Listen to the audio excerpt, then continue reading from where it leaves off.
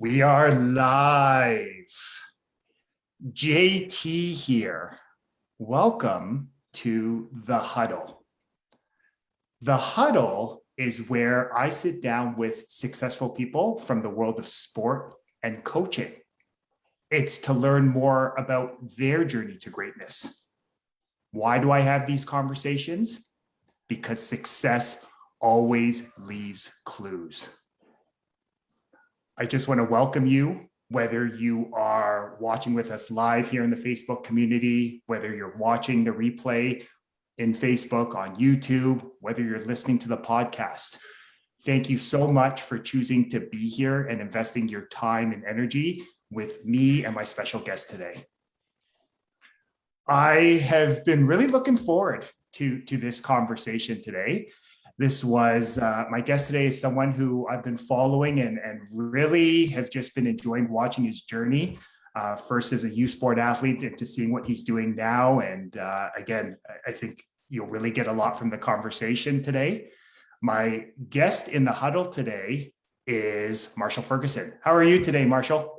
I'm good, JT. Thank you for having me. I appreciate it. And I'm sorry that you've been following me for that long. That must be a hell of a burden on you. You know, brother, the one thing, and I'll just take a moment here just to send you some gratitude. The one thing I've really enjoyed, watching you, listening to you, and just observing you is just the joy at which you come about life. You have this great sense of humor. When I listen to you, you can always bring a smile to my face, and in a good way. So again, thank you for choosing to remind us about the lighter side of life at times. So thank you for that, brother. Yeah, I read a book a couple of years ago that was called Extreme Survivors, and the one thread that came out of it, it's basically the stories of people who have been shipwrecked on a deserted island, or they've been stuck in minus 40 snow squalls, or they've been just stuck at the top of a mountain and they break their leg as they're climbing or something. And the thread through the entire book is the only way they get through it is if they can laugh. Like science has shown that people who have the ability to find humor even in the darkest of situations are more likely to survive and prosper from those situations. And that was something that stuck with me. And hey, I'm not going to act like I'm a surgeon or saving lives or anything else like that. But I think everybody needs a little bit of brevity in their life, because life's heavy, I think, as we all understand from time to time. So it's nice to be able to do that for people. And I miss doing that for people on radio. I really do. It was great to be part of people's mornings and be streamed right into their car and get an opportunity to kind of live between their ears, because that's what radio is. It's a really, really personal relationship. So I appreciate you saying that. And I hope that I can still give people some laughs moving forward here on whatever I end up doing. Yeah, no, definitely. And, you're a great storyteller, and I know we'll probably get into that a little bit more, but again, enthused for the conversation. So I'm curious. I love how you brought up this idea of, the lighter side of life and being able to laugh. One of the things that I often say is life is a game, and games are supposed to be fun. So I'm curious, what is something, maybe an interesting fact, maybe it's a quirk that you have that maybe a lot of people don't know about you that you would feel comfortable sharing with the community?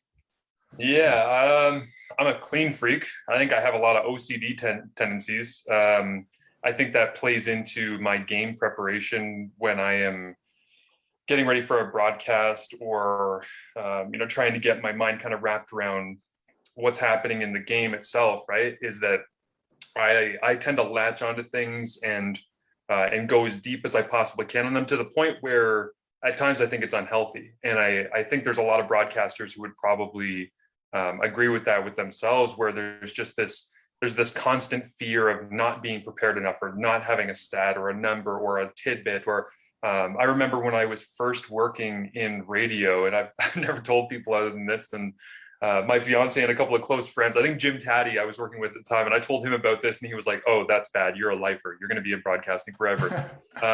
Was that when I first got into doing Hamilton Tiger Cats broadcasts, I was 1 year removed from being the quarterback at McMaster. And it was this amazing opportunity that I didn't ask about contract or money or what I'd be asked to do. They said, "Do you want to?" I said, "Yep." I'm like, "Yes, yeah, whatever you guys want, I'm in." And they said, "Okay, you're going to do the pregame show from Tim Hortons Field in Hamilton. You're going to be our sideline reporter." So I would do the pregame show, throw it to the broadcast booth, run down to the sideline, do sideline hits throughout the first half. At halftime, I would run upstairs, do the halftime show. The second the halftime show was done, I would take the elevator downstairs. I would sprint to my car, which was like 5 blocks away, get in my car. We had a sponsorship to do the postgame show from Honest Lawyer, a bar in downtown Hamilton and Jackson Square. I would drive from Tim Hortons Field to Jackson Square, park my car, run inside, catch as much of the fourth quarter as I possibly could. And then I had to do a 90-minute postgame show where I had no guests, no callers, and nobody in the bar gave a damn that I was there. They didn't even know that I was there. And I remember it was just this like incessant, you have to find stuff to talk about. You got to come up with content. You have to, what's your opinion on this? Or it's just, and it would be 18 minutes of Marshall Ferguson rambling, 5-minute break. 18 minutes of Marshall Ferguson, 5-minute break. It was awful. Like if I were to listen back to it, I'm sure it would be terrifying how bad it was.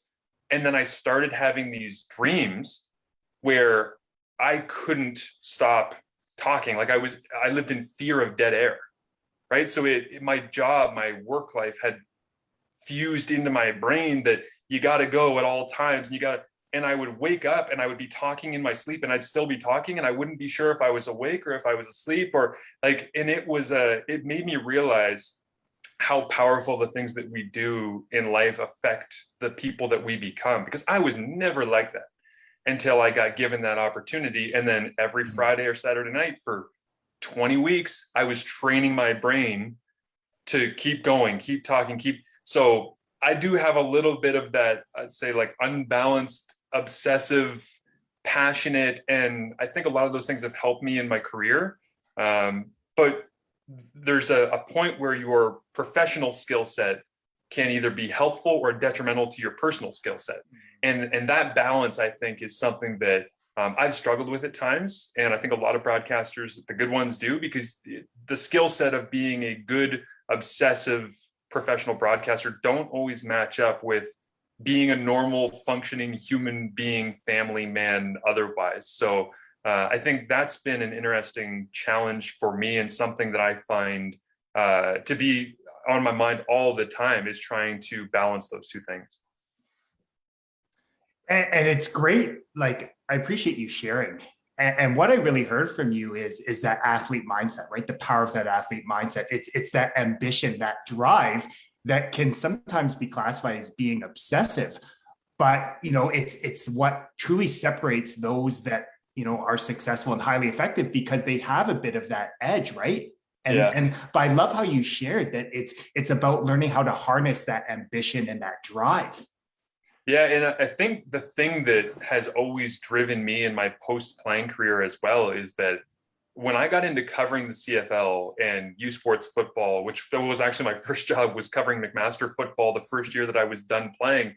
And it was weird as hell, because I was sitting up there in the booth and calling the game with guys that I had just gone to school with for 4 or 5 years. But the thing that really bothered me when I really learned what football was about, which it's crazy to say, but during my playing career, I thought I was working hard. I thought I was preparing. I thought that I was doing a good job. I was watching enough film. I was understanding concepts. And then you start covering the CFL and you start talking to people that are at a higher level of football. And that could be U Sports or the CFL, just people that are better at what they do than me when I was doing it.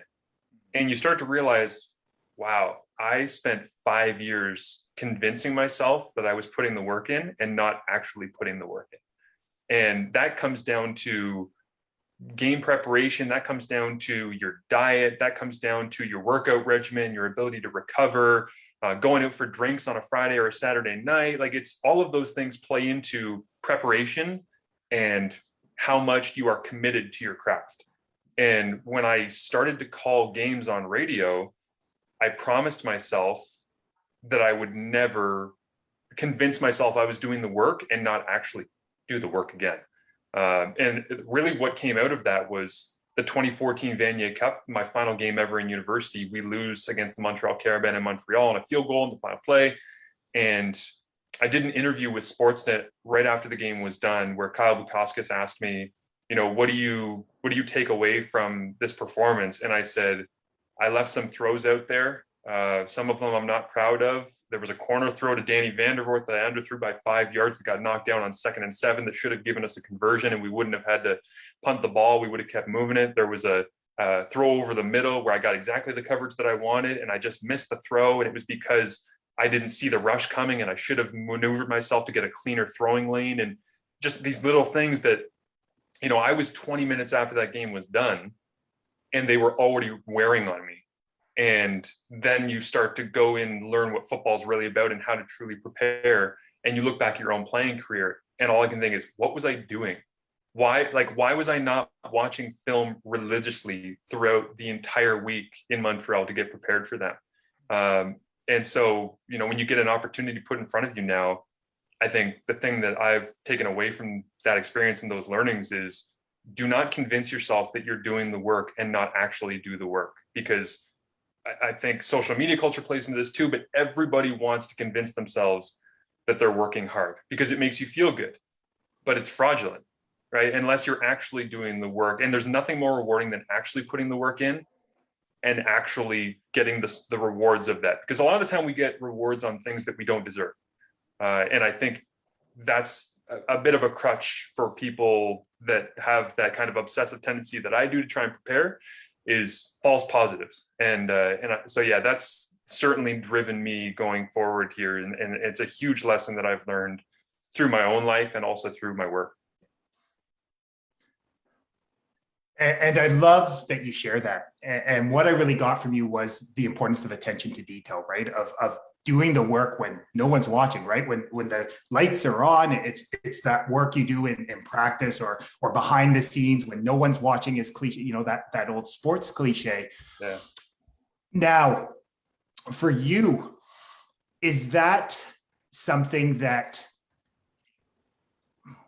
was that something you understood, or was that something that the light bulb went on after that 2014 Vanier Cup game? I think it took a while after that Vanier Cup, honestly.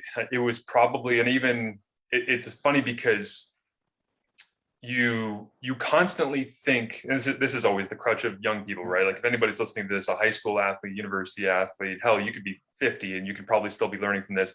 When you're in the moment, you think you know. And then 6 months later, you realize how little you knew. And 6 months after that, you realize how little you knew 6 months ago.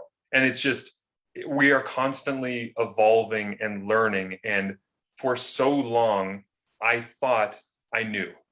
It didn't matter if I was 16, 18, 21, 24, 28.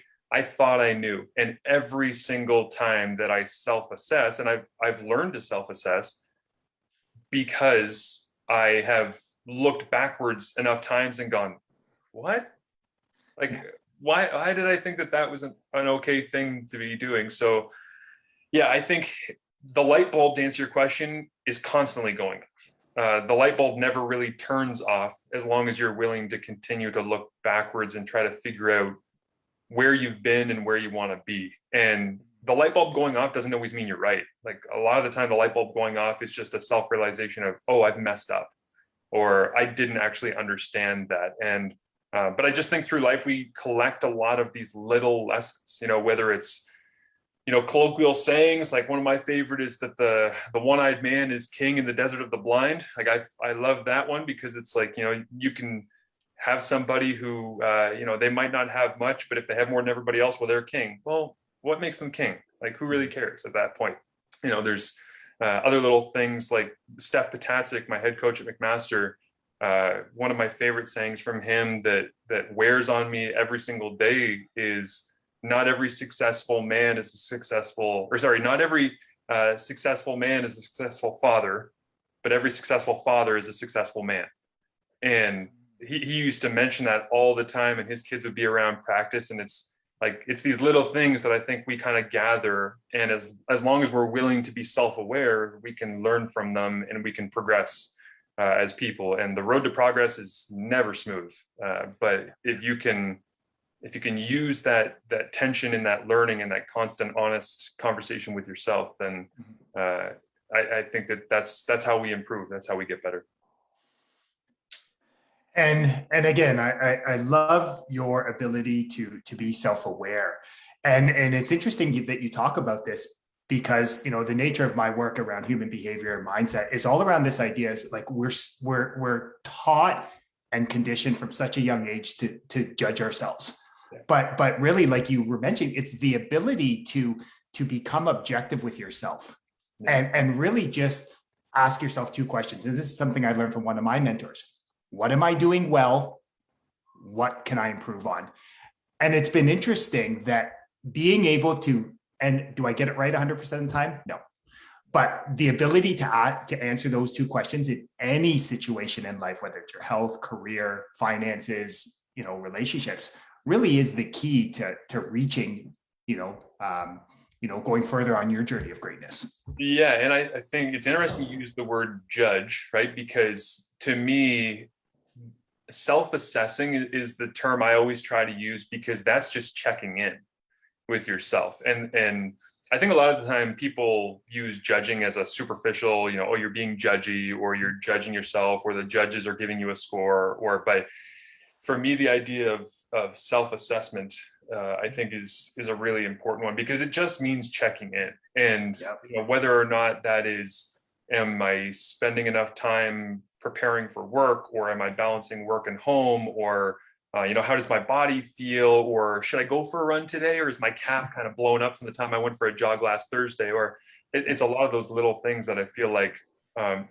and again, it's a constant battle. Like, I'm not going to act like I'm some sort of guru. You know, sure, I've done lots of hot yoga in my life, but that doesn't mean that I understand all the principles of being a yogi and those type of things. But it is one of those things that I think if you have any self-awareness, or if you can develop self-awareness, then you will become, I think, a more comfortable person in your own skin, because you'll know that it's okay to make mistakes, because you're going to catch yourself. And there's been points in my life where I've failed to catch myself. And I think that's where I've learned that lesson, is looking back over an extended period of time. And again, just like the football side, you're thinking to yourself, what was I doing? How is it possible that I wasn't preparing, or, you know, I wasn't in, even to this day, you know, my boy right now is 10 months old, and I'm ashamed that I didn't finish my baby books. Like, the one that leads up, like, hey, what to expect, or, you know, when your fiance wife is pregnant, and it's like, I still, it bothers me that I didn't get through those books. Now, the reality was, sure, we were in a pandemic, but I was busy with work, and I was trying to support our family, and our radio station went down. I worked a whole bunch of different odd jobs, and so I didn't really have the time, the energy to be able to read that book. But it bothers me, and it only bothers me because I checked in, and I thought to myself, like, you should have read that. Like, that's important. This is your firstborn kid. You have no idea what you're doing. You need to read this stuff. You need to learn from people that are more comfortable than you expressing how to do this properly. So again, that's just a small note of self-assessment that I think is a recent one for me, that, you know, every time I walk past the bookshelf, I'm like, and again, and it makes you angry, because you're angry at yourself for not fulfilling a promise that you said to yourself. Because when you buy that book and you're going to have a kid, it's like, read the books, man. It's not that hard. Sit down, read the books. But yeah, that's just a little note on, I know, rambling, wandering, but it's okay. One of those things that certainly, I think, sticks out to me recently. Nice. Well, again, I love the power of a check-in, right? And you know, check-ins are important, right? And like you said, that self-awareness piece. Now I'm curious, again, following and learning more about your journey. It's unique, and I love it. The one thing I will say is I love how you talked about this idea of putting in those focused reps and sets, you know, when no one's watching, right? Where we're just going all in is what I really get a sense from you. Now, you first started off at McMaster on the radio, and then it sort of transitioned where, you know, you've become, you know, you've been writing for the CFL. You recently became a play-by-play for TSN. I'm just curious, what has been the greatest takeaway from this? Because it's been a journey for you to get here. Yeah, I think it's been that progress is not linear. Um, that's certainly one that stuck out to me. Honestly, I've been afforded a lot of opportunities that other people haven't, and I'm very aware of that. Like I am an extremely privileged individual, whether that is tied into work or lack of experience, still getting opportunities, or being elevated quickly to a place that a lot of people don't get to. It's gone sideways at times where there hasn't been the steady path that I think a lot of people imagine when they get into working or in their industry. But I've just been really fortunate that people have believed in me, I think is my main takeaway. I've had amazing mentors all the way back to, I was playing Ontario Basketball Association when I was in grade 5, and I had a coach, Al Baker, who was a principal at QECBI, which is no longer even a high school in Kingston, unfortunately. But I played basketball with his son for 7 years, and the amount of life lessons that I got from that mentor, they set me on the path towards being a part of a team and learning how to work with people and to be a better leader and all of these things that you typically get from sports, but they apply to your life. And so, I had that mentor, and I went to Frontenac Secondary School in Kingston, and Seuss James was this legendary high school basketball coach there, and he led the way for me. And Alfie DeMello was another high school basketball coach that led the way. And Mark McGee was an offensive coordinator of my high school's football team when I was a basketball kid, who said, "Do you want to come out and play some football?" I said, "No, because I have no idea what I'm doing." And I went out and I played 1 year. I played tight end and I got beat up. And then one game, our starting quarterback cracked a rib. I went in, I threw 2 deep balls. He saw me and he said, "Come try out for the senior team next year." I went, "What? I handed the ball off 32 times and I threw 2 passes." And he saw those 2 passes and he identified promise in me, right? And that's being a great mentor. That's being a great leader. And from there, it's Mike Doyle, the head coach of my high school football team, believing and entrusting in me, to Steph Patatzik, my head coach at McMaster, to John Behe, my offensive coordinator at McMaster, to Mike Neighbors, who was my programming director at TSN, who brought me in. Bob Harris was the regional director and general manager of Bell Media, Hamilton, St. Catharines, Niagara. I mean, all of these people have believed in me, and a lot of the time when I didn't deserve the belief. And that's been something that's been really powerful, I think, in my life, and something that I'm trying to pass on now, honestly, with Canadian Football Perspective that I started up, which I think a lot of people think it's just a place for me to be able to talk endlessly, which if you do believe that, if you do listen to our podcast, then I understand why you would think that. But for me, Canadian Football Perspective was started as a place for me to help other people develop and find their voice, because that's the opportunity that I was given that I did not deserve.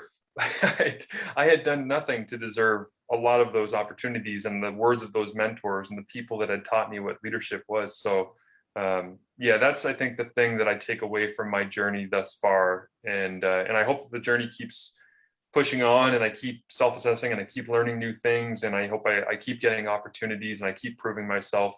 But people believing in you, I think, is really, really powerful. And whether it be a teacher, a coach, a boss, whatever it is, to know that somebody trusts you to just find your voice, to give you time to figure it out. I don't think that there's any replacement for that. I don't, because there's nothing like that feeling when it comes to personal development in my mind. And just hearing you share, the word that came up numerous times was that idea of belief. And I'm glad that you mentioned that.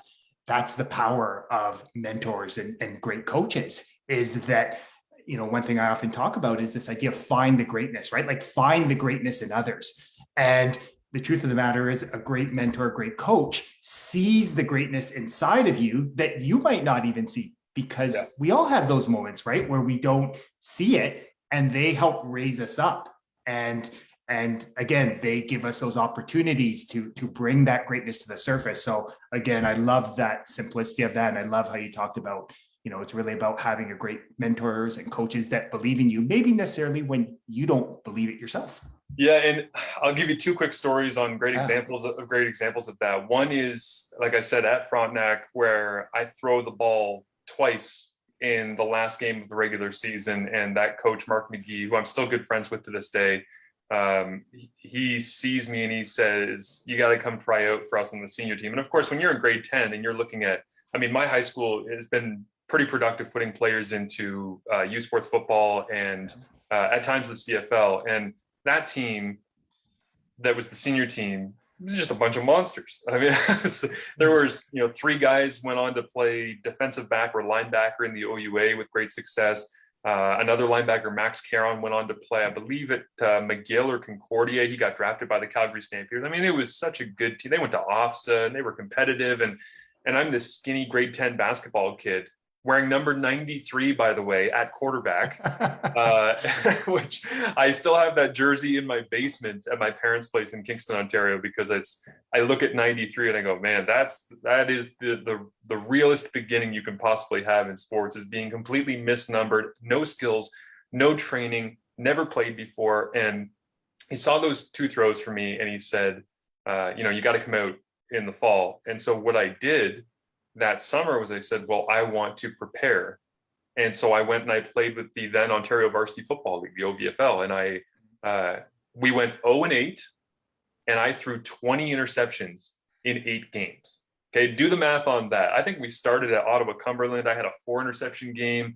We lost 68-4 or something like that. The next game we played Ottawa Myers Riders. I threw 3 interceptions. 2 of them were pick sixes. We lost 61-8. I mean, it was just endless. Like our plus minus by the end of the year, JT, must have been minus 300 on the scoreboard. And the coaches never benched me. We had, our backup quarterback was admittedly a guy named Aaron Gazendam, who went on to play receiver at Queens. And also, I believe, set the record in the OUA, if I'm not mistaken, when he went for grad school to U of T, where he set the record for the longest punt in an OUA game ever. So he was a great punter. He was a great receiver. So maybe they were just like, let's just leave Marshall at quarterback, and whatever happens, happens. We don't want to, bring in the backup, because I can't play receiver. So so they left him in. But being given the opportunity to stay in, just like being given the opportunity to try out for the senior team, those are things that, you get empowered, even if it's, again, unfair. Like, I didn't deserve to stay. I didn't deserve a tryout. I didn't deserve to be a quarterback of my high school team. I didn't deserve, the right to stay in those games in the OVFL. And the other one that I mentioned is when our starting kicker at McMaster, Tyler Crepina, in 2011, he had mono. And we're headed towards the playoffs, and he can't play because if he gets hit the wrong way, his spleen's going to burst. So he gets mono, and he ends up basically going out. Well, throughout the entire offseason of our summer throws, where the coaches are not allowed to be on the field at McMaster, they'd be up in the booth and just be watching. And we called them captain's throws, where, every Friday night under the lights at Mac, the receivers and the quarterbacks that lived in town would come together and work on timing and footwork and things like that. So, and I would always punt. I just thought it was fun. Like, punting to me, it's a fun skill. When you slice through a football perfectly and it feels like warm butter and it becomes a spiral that travels 50, 60 yards in the air, it's an amazing feeling. So I was constantly at these throws, just punting. And this is June, July, maybe August. Well, isn't it end of October? And our punter finds out he has mono. And again, Steph Patacic, my head coach at McMaster, comes to me and says, "You're going to be our punter." Sorry? I've never punted in a junior game, a high school game. I don't even know how this works. I don't know if I can catch the ball on a 17-yard long snap that's coming back from Kevin Malcolm, who was a guy that went on to play in the CFL for Ottawa and Hamilton a little bit. And again, he just gave me an opportunity that I probably wasn't deserved of and empowered me. And what ended up happening was I wasn't a great punter. Like, I wasn't averaging 50 per, but when you got a quarterback back there at punter, it's a little dangerous with the fake punt situation. So we ended up going with fake punts in the OUA quarterfinal against Queens. It would have been, the OUA semifinal against Queens, the Yates Cup at Western in a game that we upset Tyler Varga and and the Mustangs at their place. Another fake punt that I completed to Steve Ventresca on a little drag route. And then in the Vanier Cup in 2011 that we defeated the Laval Rouge et Or, completed a fake punt pass to my best friend, a guy that I played high school football with, played university football with. He was my roommate for all of university, Ben O'Connor, right? And so it's like, because I was messing around and having fun on a football field, a coach noticed I had a skill that I didn't even know I had. He asked me to refine that skill, and it created life-changing memories where we went 3 for 3 on fake punts in a playoff run where we won a national championship, including one in a nationally televised game where I'm completing a pass for a first down to my best friend. And again, it's those little things that I think add up where you look back on your career and it's special. But it all begins with some coaches seeing something in you that you don't even see in yourself. And that's why I think that's such a powerful thought for coaches, educators, teachers, even players. I mean, players that want to empower those around them and want to give them opportunities, or call on the kid at the house flag football league that doesn't usually get touches, or whatever it might be. If you do the little things, they eventually will add up, and it can change people's lives. Because I don't think I ever smile wider thinking about my football life than completing that fake punt pass to my best friend in a Vanier Cup that we end up winning. And I love that you shared those great memories. Again, you're a great storyteller. I can feel like I can see myself there watching them. So again, kudos to you and your ability to effectively communicate. You know what I really love is how your ability to just go all in, right? To actually make a decision, go, yeah, I don't know if I'm ready, but I'm going to give it my all. Like that's a theme that seems to be coming up as we chat more today, is just, yeah, your ability to, to dive head first and go all in and just embrace opportunity. Yeah. I think part of that, honestly, is that I grew up a Brady fan, right? And so by the time that I was falling in love with football, I was actually watching the game in which Mo Lewis, the linebacker for the New York Jets back in 2000, 2001, hit Drew Bledsoe and knocks the wind out of him, and Brady has to come. I was watching that live, JT. Like, I was watching like a CBS broadcast, and I remember being a young kid and being like, who's this guy? And that's 21 years ago, and now he's 44 and he's still playing. But his lesson that I've always taken away, and it's, part of the mythology of Tom Brady, and we build him up to be this hero legend status, whether or not he is or not, depending on your opinion of football life. I mean, the statistics are undeniable, but I feel validated being interested and a fan from day one, and actually seeing him get his first opportunity, because the mythology afterwards became that when you get that opportunity, you take hold of it, and you never ever let somebody take that away from you. And I think that's something that's always stuck with me is his mentality of, if you get the chance and you squander it, you've got nobody to blame but yourself. And again, that can go into your personal life as well, right? This is not just football stuff. This is, you get an opportunity with, a beautiful girl and you squander it. I mean, that's on you, right? And you get these opportunities and you need to make the most of them. And if you don't, then you really have to, again, self-assess, check in and learn from it. And that light bulb that we talked about earlier goes off. And if you learn something from it, then I guess there's something to move forward with that you didn't have in your toolbox before. If the light bulb doesn't go off, if you don't self-assess, you'll just keep making the same mistakes over and over again, because you didn't fully invest yourself and you didn't grasp the opportunity and you didn't make the most of it. And at that point, you just got no way to blame but yourself. So I think part of that for me is driven by fear, and part of that is driven by my goals. Like, I love it. There's an old quote of be driven by your dreams, not pulled by your fears. I'm driven by both.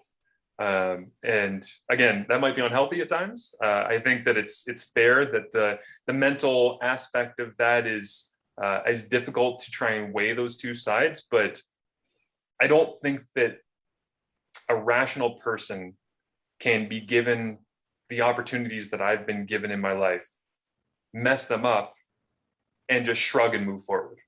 Like, if you're doing that, you're not living, because I think living is about progressing. And people have to realize that progression, like I say, is not linear, and that I don't think that you can have tension, progress without tension. Like if everything is easy, right? If you're 8-0 in a football season and you're winning every game by 50 points, you're not getting better. Like, and it's why sometimes you see football teams lose and I go, that's fine.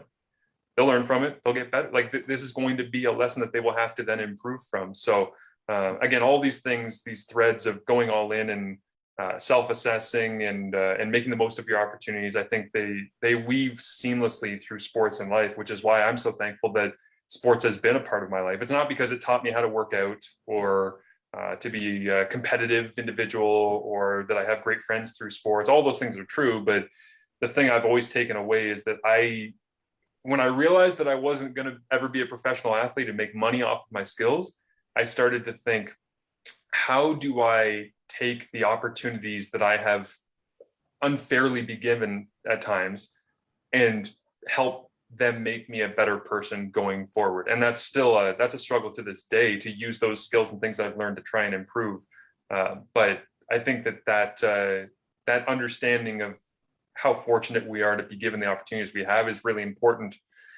And if you don't appreciate them, again, then you're not really living. You're just kind of floating through space and riding the day-to-day wave without really getting better.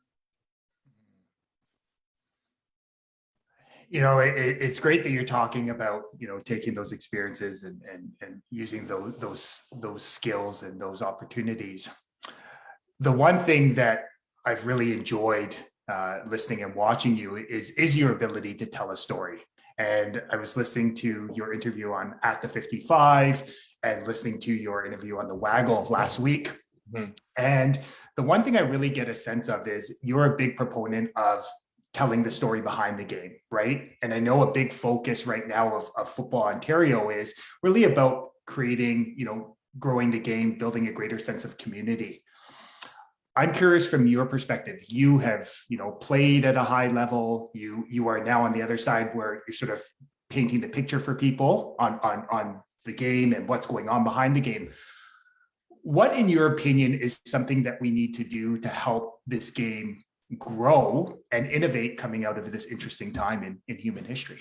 Yeah, it's interesting because I've been thinking a lot about what things are going to look like, as I think a lot of us have going forward here. And for me, I've always enjoyed history, so I look back at coming out of the the Great Depression or recession or things of that nature. It's like there was a boom in arts and culture and people wanting to be together and spend money once they actually had it. And I think we have to make the sport as attractive as possible for parents to want their kids to play football, or for kids to want to go and invest themselves in the next generation of being CFL fans, or making it a fun experience to go to U Sports games across the country, and normalizing the idea that the kids that go on to be in the CFL and have success, they don't just show up in the CFL. Like I always use Mike Daly as an example because he was a teammate of mine at McMaster, a friend of mine. He was my roommate as well for a year and a half. And with Mike Daly, I always laughed when I'm covering the Ticats, where people that are hardcore Tiger Cats fans would go crazy because this guy is he's amazing, and I can't. And I'm thinking, so why didn't you come to MAC games? Because Mike Daly was doing everything he's doing with the Tiger Cats for the McMaster Marauders down the street from you. You live in Hamilton, and why are you not interested in that?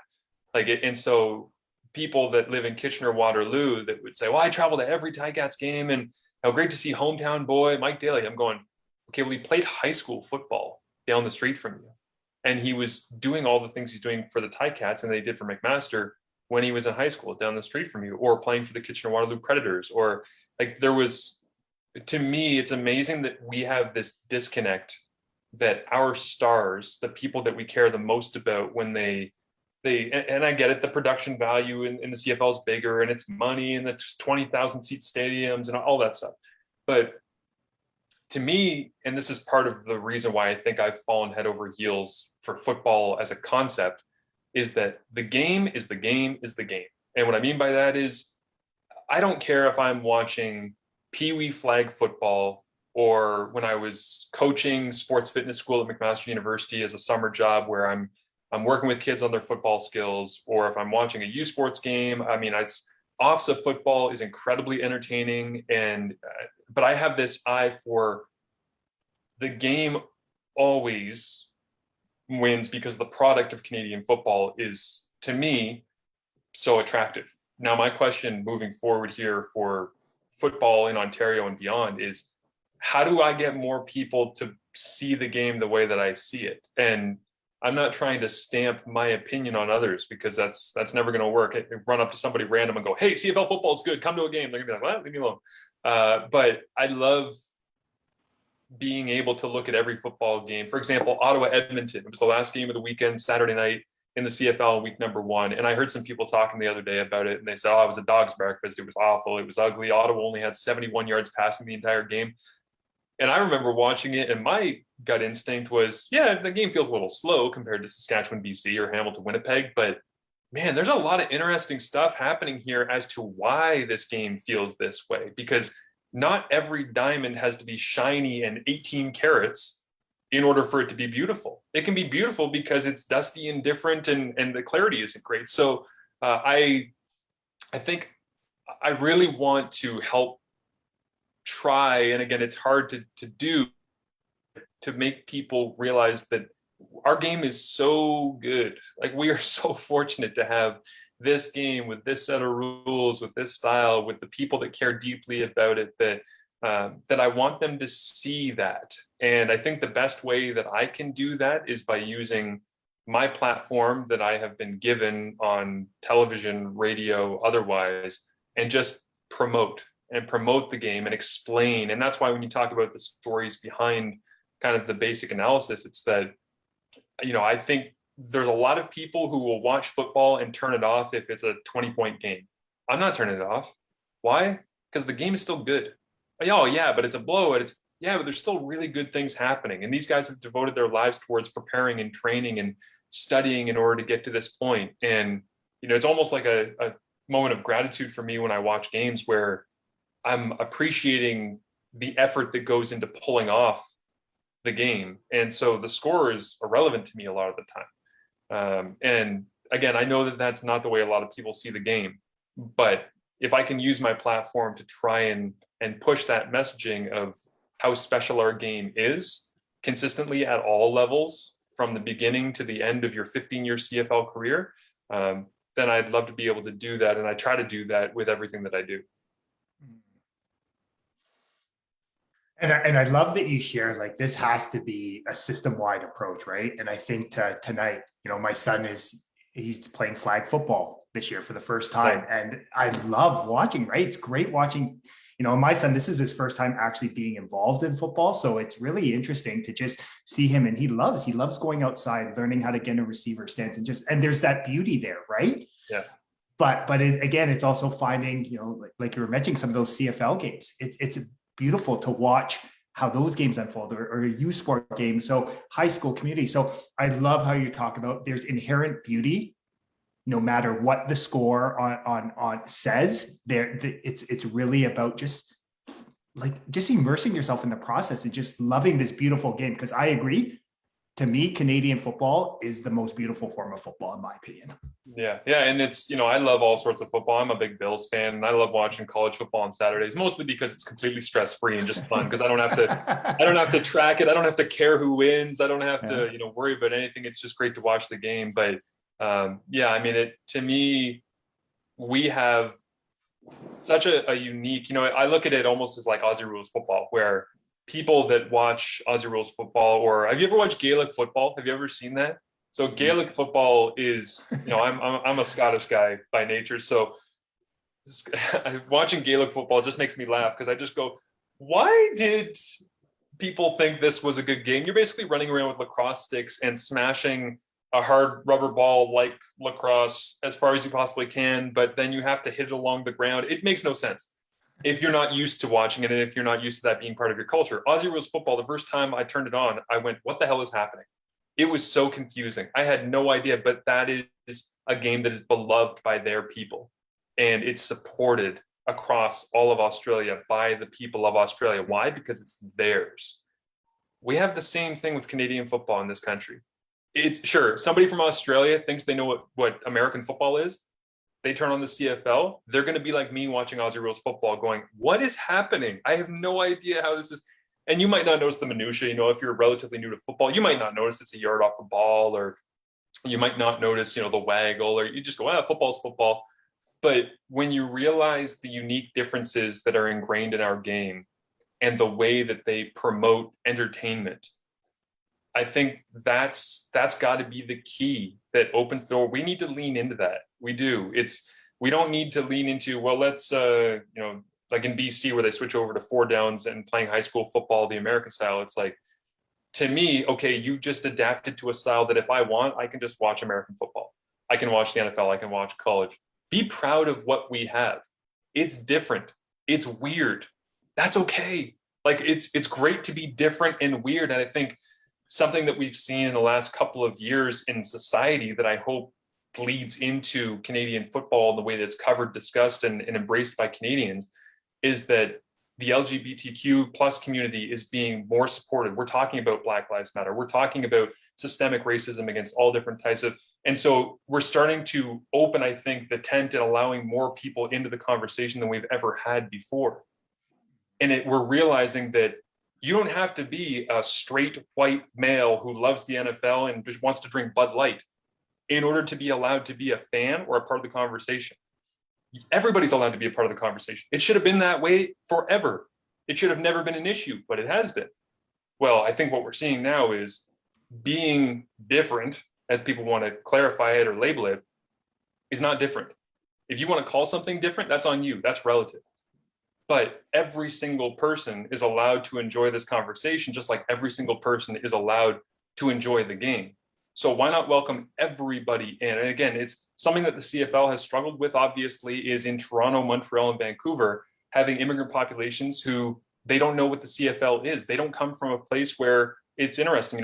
Growing up in Kingston, I was never aware of that because it's a fairly white, affluent town, right? Queen's University and down by Lake Ontario. And then I moved to Hamilton, and there's a lot of different people from different backgrounds. And I'll never forget, JT, one of the first times that I was going to McMaster, and I walked past a grass field at a park, and there were guys playing cricket.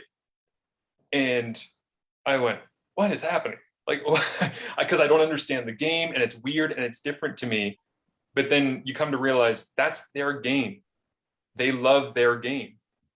And now the challenge, I think, is for all Canadians, whether you are born here or not, or from any community that you can possibly imagine, to embrace our game because it's ours, the way that Australia has, and the way that Gaelic football is over in the UK and otherwise. And it's just something that I feel like, hopefully, because we're allowing more voices to be part of the conversation, that we'll actually welcome in more people. I saw a tweet earlier this week from the Saskatchewan Roughriders that there was a man who lives in Regina, who I believe his name was Tom, officially, or at least his Canadian name was Tom, and he had moved over from China 7 years ago and didn't know what football was. And he went to his first Riders game this past Friday night in the BC Lions Saskatchewan Roughriders game. Loved it. And it was this guy's neighbor tweeted at the Riders and said, Tom went to his first game, loved it. And the Riders tweeted back and said, Tom, you can come to any game you want this year. Like they opened the door for him and brought him in. Why? Because he wants to be a part of the Canadian football community. And I think that that's so powerful for us to be able to harness going forward is make sure that everybody is involved in this conversation, that everybody feels welcome at the CFL table, at the U Sports table, because I mean, it's not unlike dog breeding, right? When you are breeding a German Shepherd with a German Shepherd, there's going to be hip issues. It's not always going to be great. You get mixed breeds and all of a sudden it's healthier, it's happier, it lives longer. Well, why can't we end up having everybody be a part of this Canadian football conversation? And I think that's a goal that we need to have moving forward. And that's not a sometimes thing. That's an all the time thing. That has to be, you make every decision at every level of Canadian football with the idea that everybody needs to be involved for this thing to survive and prosper going forward. So good. Marshall. And two things really jumped out to me as you were sharing. One, it's about celebrating what makes us unique. Yeah. And what a beautiful, just what a beautiful idea to live our life by, right? Just imagine if we celebrated what makes us unique. And I love that, what you were talking about. And two, I just think it goes back to one of those fundamental, like if you really peel the layers of the onion back about humans, what is our greatest need, want, and desire? Is to feel seen and heard. Yeah. And I think that story you told about Tom just really exemplifies that, is when we give opportunities to have people feel seen and heard, like they're a part of something greater. That just imagine what we can do in this world if everyone felt seen and heard and felt like they had a place at the table. And they, so thank you for sharing that greater message on coming together.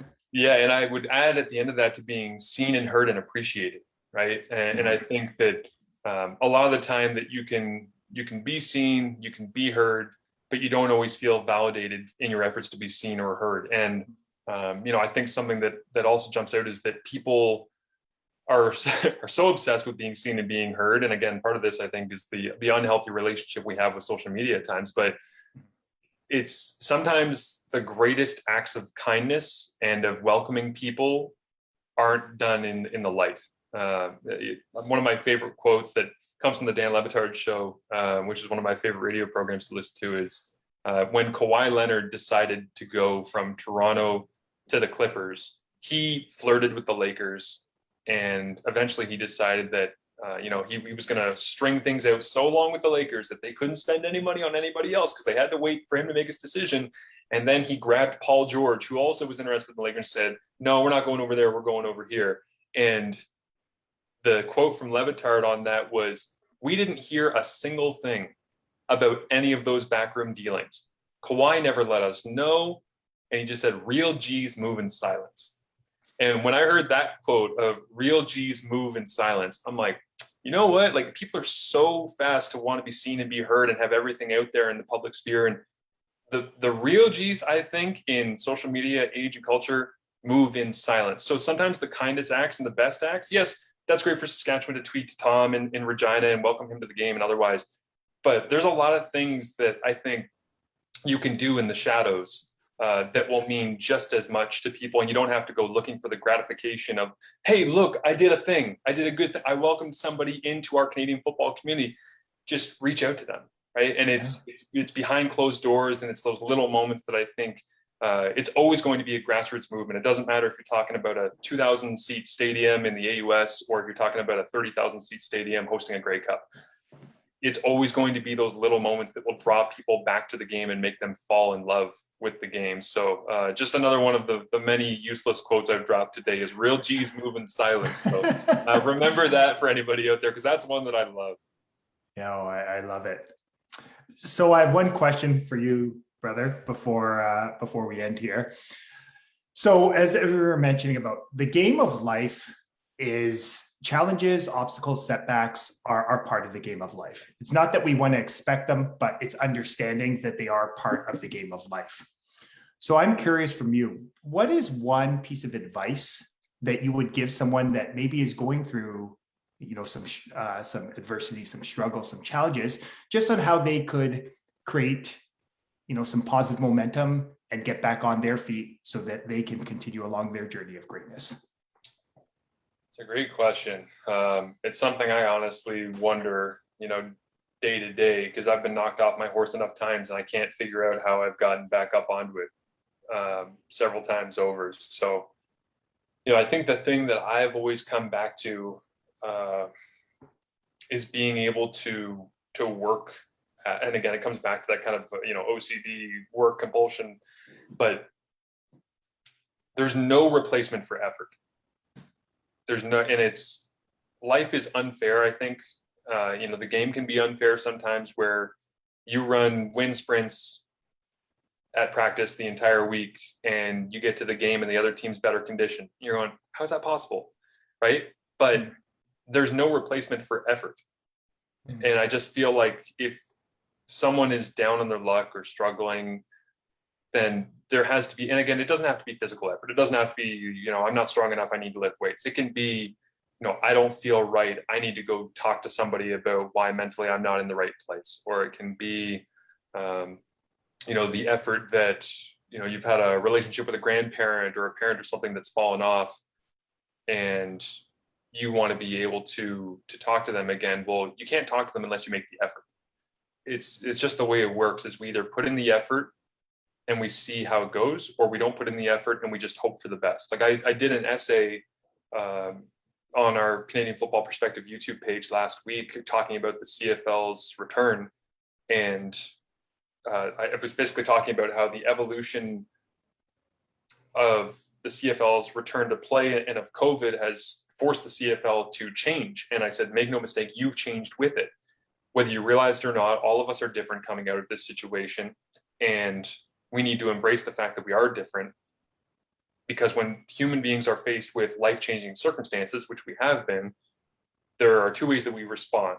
We either evolve, learn, and progress, or we just hope for the best, right? Because there's no, unless you put the effort in, there's no evolution, there's no progression. We stay the same and we hope for the best. So putting the effort in, and again, I'm bad with it. Like my grandpa is 84, 85 years old, and I try to call him every single week. And sometimes I get caught up in doing work and I forget on that day and I kick myself for it. But again, it's that self-assessment, checking in, going, come on, man, like call your grandpa. It's not that hard, right? Give him a call, let him know that you love him. It'll make his day.